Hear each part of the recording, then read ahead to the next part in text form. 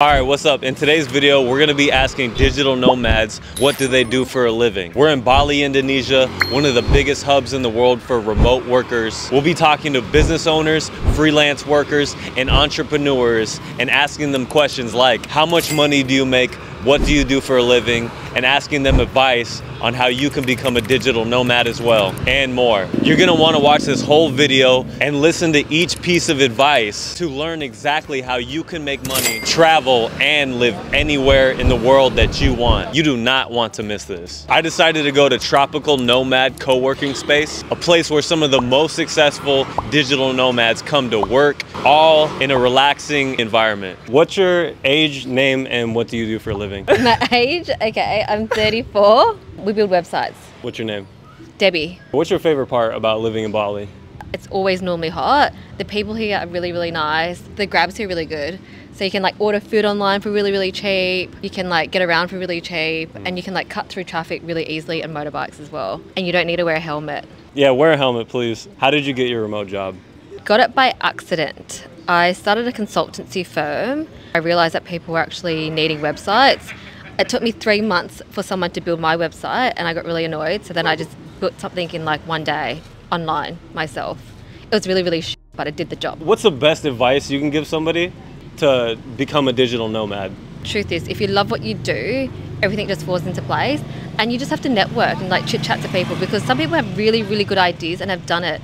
And you can also, you know, like take their idea and make it better, make it your own. And take the risk, Like, you have to believe in yourself that you can do it. Move to a country that is much more affordable as well, so you've got a longer runway if you're, short on budget.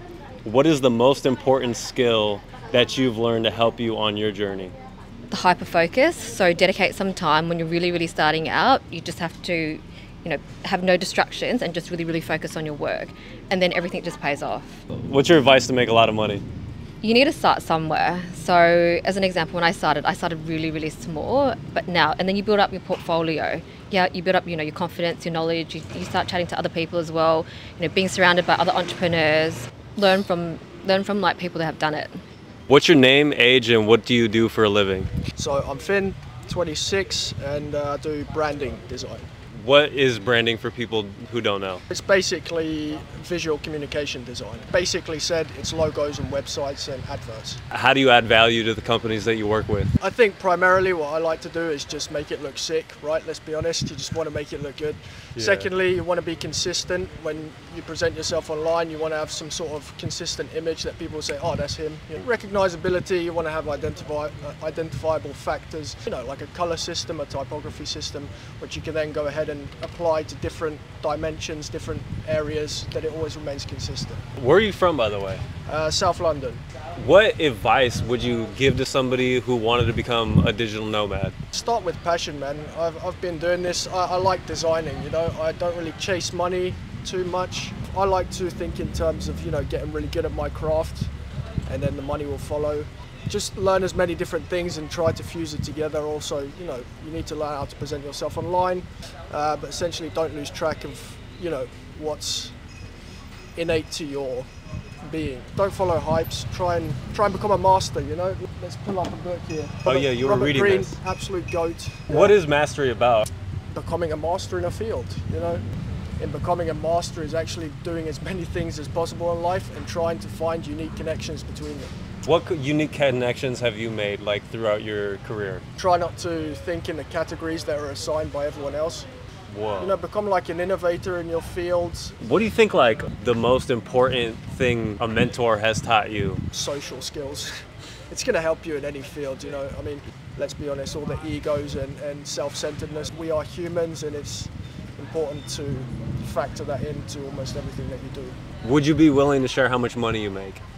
I have about 4 to 5 clients a year, and that will be between 20 to 30 grand a client. Put your work out online, and people from all over the world see it. So, what's your name, age, and what do you do for a living? My name is Amed. I'm 23. I'm working for a startup, but I'm more of a jack of all trades. So basically, handle their emails, create websites for them, and also do all their tech. What is a startup that you're working for? What do they do? Another name for it is home care. Yeah, I was working as a cybersecurity consultant before, and I was like, I don't like being in an office all day. So what I did was reach out to the hiring manager in LinkedIn, like, I'm looking for a remote job. Are you guys willing to hire me? And from there on, I just got the job. I'm the only guy in the tech and the only guy that's handling their email, so I could do basically whatever I want and work my own schedule. What's some advice that you could give people wanting to become a digital nomad? I would say do what you like, honestly. So I was in cybersecurity for a while, for about 2 years, and I loved the job, but I didn't like being in the office. So I have to step out of your comfort zone, and I reach out to people, so connect, basically connections. And from there on, you'll see what happens. What's your daily schedule look like? Honestly, I work about 4 hours a day to 3 hours a day. It's more of a project-based instead of like schedule-based. You wake up, probably hit the gym, come back, and start working. What's the best advice somebody has given you on your journey? Take a leap of faith, honestly, and that came from my mom. So, yeah, I say just do whatever makes you happy. You're young, you're 23, so there's nothing that can go wrong. And even if it does, I can go back to my career anytime. Probably take a leap of faith. Trust yourself. I suddenly realized that I needed to surf, so I took a bike, went to the beach, and caught some waves before heading back to the co-working space. What's your name, your age, and what do you do for a living? My name is Zach. I am 31 years old, and I work in marketing, specifically content marketing. And right now I'm in a role that's largely like a consultant for a travel company. What led you to the career path that you're on now? A little bit of everything. When I first got to Bali, I started just doing writing. That eventually became like SEO work, which became content marketing work, affiliate stuff. That's the path I followed, and that's probably why I tell people when they come here, like, say yes to stuff and try everything. Whatever you set out to do, it's not going to be the same thing that you end up doing. Yeah. What is the biggest skill that has helped you along your digital nomad journey? Just being adaptable and being willing to continuously learn. You're almost certainly doing something online. Things change so rapidly, so if you work in social media, it's going to look different in 2 years than it looks now. Entrepreneurship in general, it all changes. What's your daily schedule look like? Wake up, go to one of the cafes around here, have a coffee, and kind of time block my day, set my to-do list, come to the co-working space, leave after probably like 3 hours, lunch, gym, and then I'll probably finish up some work at home. When you work online, you get the freedom to kind of do a lot of different things, and some days you start later or end later than you might expect. Even if you're not going out like partying or anything, it's just like there's a lot of cool stuff to do, man. You go to the beach, you go, you're gonna meet someone. Again, one of the great things about this co-working space is it's so social. So someone will ask you to go get lunch, you take a little bit longer than you think. You do have to be consistent, but this place will test you in a good way. What is the biggest piece of advice that you've used that maybe a mentor has given you along your path? Don't get so attached to the outcome or the way things are supposed to be. And this one was especially tough for me. I became a digital nomad in 2018, and I thought it was just all fun and games and hanging out on the beach or working when I wanted and working 2 hours a day, and the most important thing and making sure you hold yourself accountable, because when you don't have to go to an office every day, someone's not going to do it for you. It's a privilege and a luxury to live this kind of lifestyle. You signed up for it. Make the most of it, but also don't mess it up. You're playing the long game. You can have a fun 6 months and go home with less or the same amount of money as when you left, or you can build a lifestyle that's sustainable for hopefully the rest of your life. I couldn't go back. I did the corporate thing, and it wasn't all bad. Made some good friends, worked for some cool companies or whatever, but yeah, man, I can't go back. So you really learn okay, how do I not mess this up? Are you willing to share how much money you make? Previously, for the last 3 years, I was in a job that I probably clocked in at the end of the year around 1 to 120. But I actually got laid off from that job. When you go back to why a lot of people start this, the whole digital nomad thing or remote work thing, a lot of it's to do it on your own terms, so you're not kind of at the mercy of other companies. Not getting what you want is a wonderful stroke of luck. That layoff was an amazing thing that happened to me. It's really, really paid off. But yeah, I'm gonna come in quite a bit lower than that this year, but I'm on track to do better next year. Don't get sucked into I live where it's cheap. Everything's I can buy whatever, whatever, because I did that when I first moved abroad, and you have to remember it's it all adds up. And it's real dangerous when you're just yeah, everything's cheap. I'm learning that. The amount of people I know who don't check their finances are at the end of the month, I just have enough money. Yeah, you just want to make sure that you're thinking a little bit ahead, or at least, the very least, if your local currency, if your home currency is dollars, at least know okay, it's this much to $1.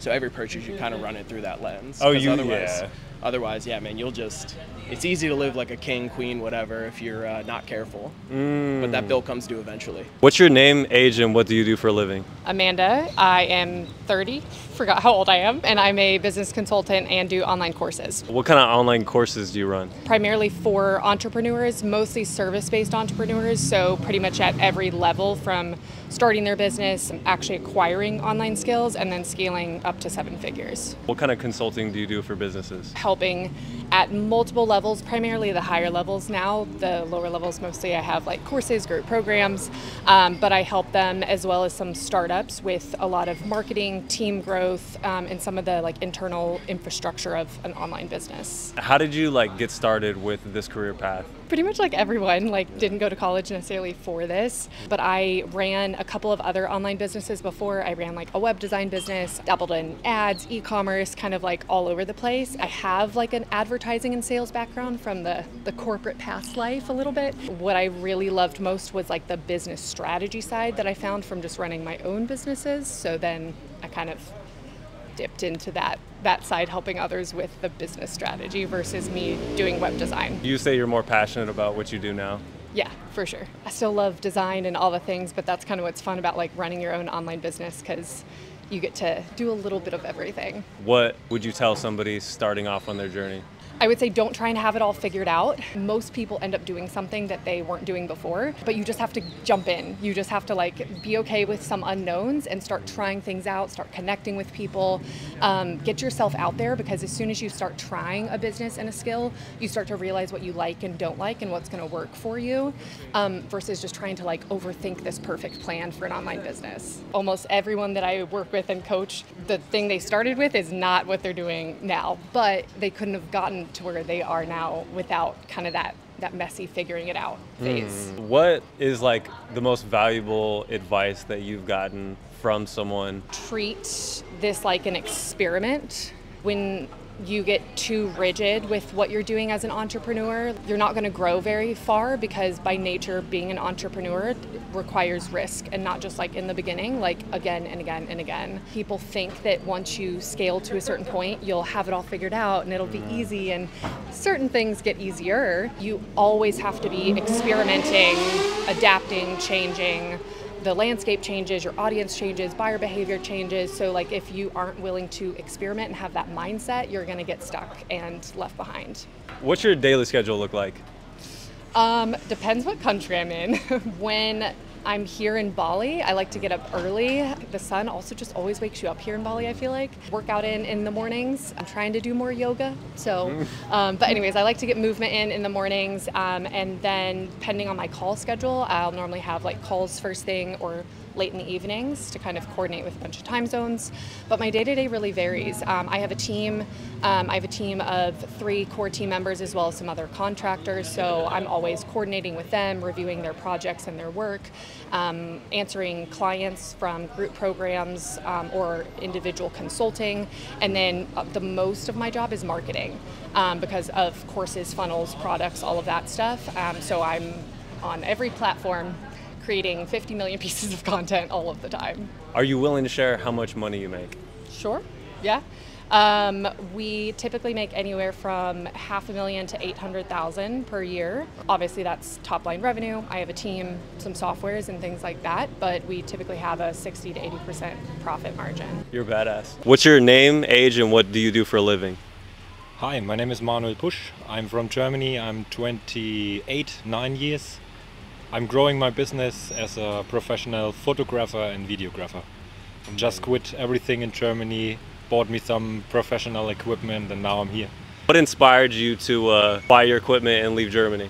The most important topic is that I want to live my life like I wanted it, escaping the German bad rat race. What's your favorite part about living like abroad? You just look at the weather chart and compare it to the German one now. You live here underneath coconuts, drinking a coconut. In the morning I was surfing for 2 hours and I paid €3. A lot of very friendly, very helpful, good living people here. What's like the best piece of advice that somebody has taught you? Start journaling. Write a few sentences every morning what you want to do, or every evening for what you're proud of the day, for what you're thankful. What are your visions? Write your visions down. Start journaling. It's very important, and just do it. Just do it. It's the second one, but also on one level. Just do it. You need to practice. You need to do it to practice it, and practice makes perfect. And just do it. What do you think the most important skill that you've acquired is? To trust yourself. Trust yourself and trust in your skills. And if you don't have the skills yet, trust in yourself that you can learn. What are the steps that you're taking to grow your business? Surround yourself with people that they can help you. Be thankful what you've done. Always try to get every day 1% better than yesterday. It's just 1%. It's just a little thing. You know, Atomic Habits, the book. Yeah, I do. I've read that book. And it's also very important to read a lot of things about it. But when you read it, it's one thing, and when you do it, it's the other thing. It's the more important part of it's those the more two. important part, yeah. You can read 1,000 books, I've told you already. Yeah, of course. You have to do it. You have to start it. I like the advice you give. It's like it's very like simple, but those actually are the most effective ways because there's so many intricacies in each field and what you might learn. But really, it's just like you said, trusting yourself and taking action on that. Yeah, that's it. Thanks, brother. All fine. I appreciate it. You're welcome. Yeah.